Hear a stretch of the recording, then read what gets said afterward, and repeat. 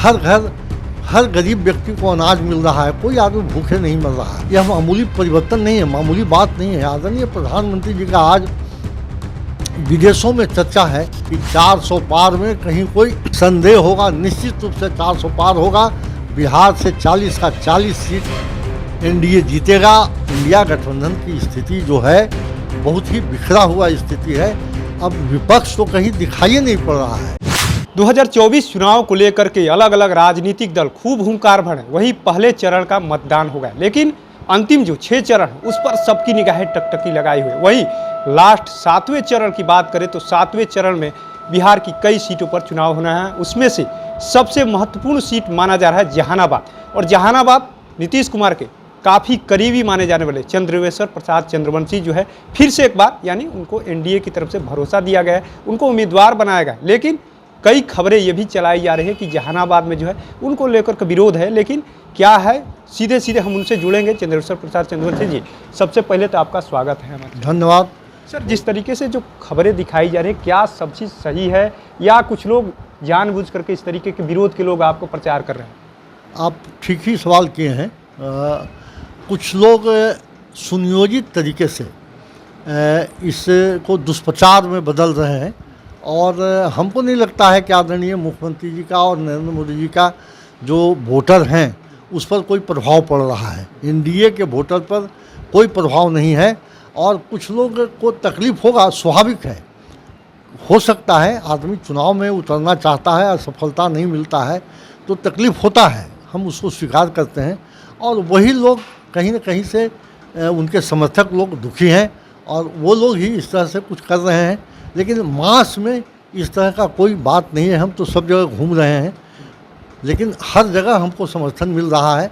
और बताया आपको कि एनडीए के वोटर और आदरणीय नीतीश कुमार जी का जो किया हुआ काम है, आदरणीय प्रधानमंत्री जी के द्वारा जो विकास का काम किया गया है देश में और प्रदेश में, हर घर, हर गरीब व्यक्ति को अनाज मिल रहा है, कोई आदमी भूखे नहीं मर रहा है। यह मामूली परिवर्तन नहीं है, मामूली बात नहीं है। आदरणीय प्रधानमंत्री जी का आज विदेशों में चर्चा है।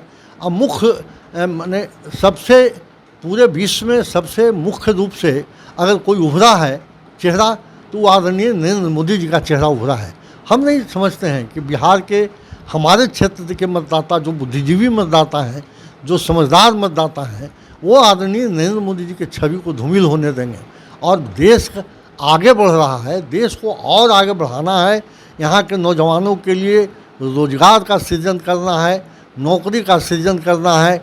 आदरणीय मुख्यमंत्री जी बिहार में इतना एम्प्लॉयमेंट दिए हैं, और हम तो आपको कहना चाहेंगे कि यहाँ के उप मुख्यमंत्री जो थे उस समय तथाकथित, वो कहते चलते हैं कि हम नौकरी दिए। 17 साल बनाम 17 महीने की बात है। अब आपको हम बताते हैं कि 17 साल बनाम 17 महीना, 17 साल में जो आदरणीय मुख्यमंत्री नौकरी दिए उसमें उन्हीं का योगदान था।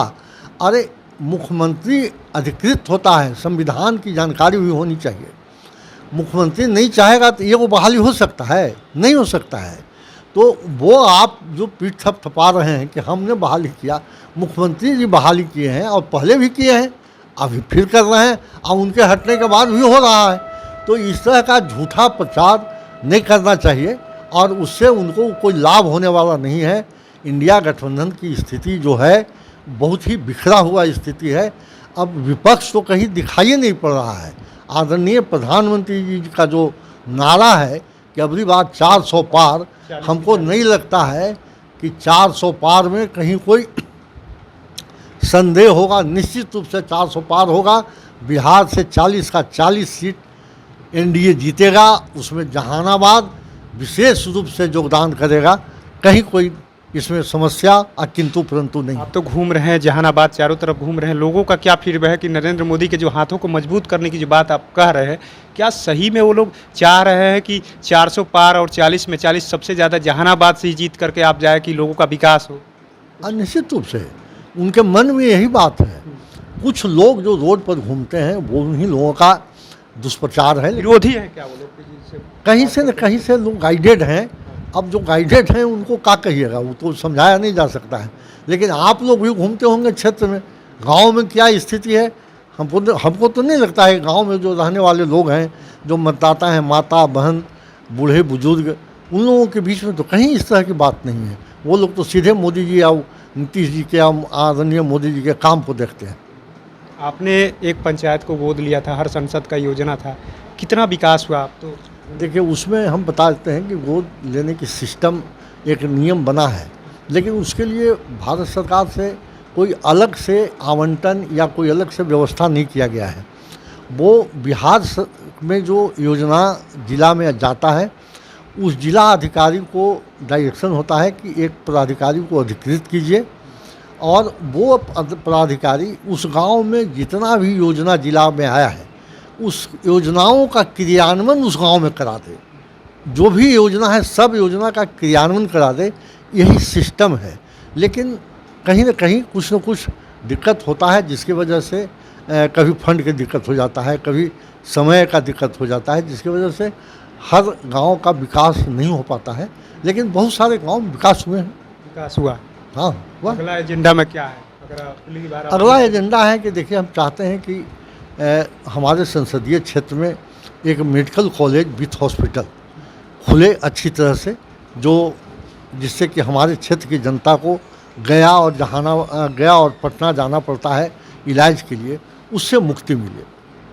जहानाबाद को अलग नाम से भी लोग जानते थे, क्योंकि पहले का दौर और अब का दौर में कितना आप परिवर्तन देख रहे हैं, लोग क्या कहते हैं उसके बारे में? देखिए, जहानाबाद का जो स्थिति था वो तो उग्रवाद से प्रभावित जिला था।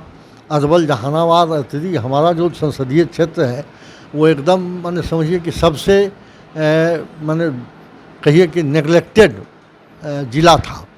लेकिन आज की स्थिति में जहानाबाद में जो आप विकास देख रहे हैं, आदरणीय मुख्यमंत्री सत्ता में आए तो सबसे पहले उन्होंने जहानाबाद के गांवों को विकसित किया।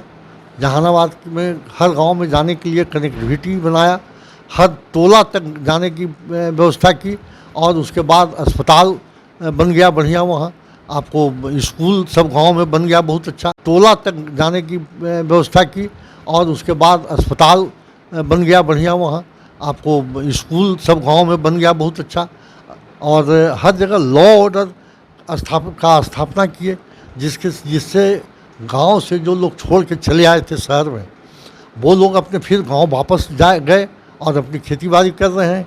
और रोड बनने से दाम बढ़ गया है ज़मीन का, तो लोग अपना रोजगार कर रहे हैं, इस तरह से खेती कर रहे हैं, तो कोई दिक्कत नहीं है, बहुत आगे बढ़ रहा है जहानाबाद। किसानों को लेकर के अक्सर कहा जाता है बिहार जो है कृषि प्रधान देश है, जहानाबाद के किसान कितना खुशहाल मानते हैं?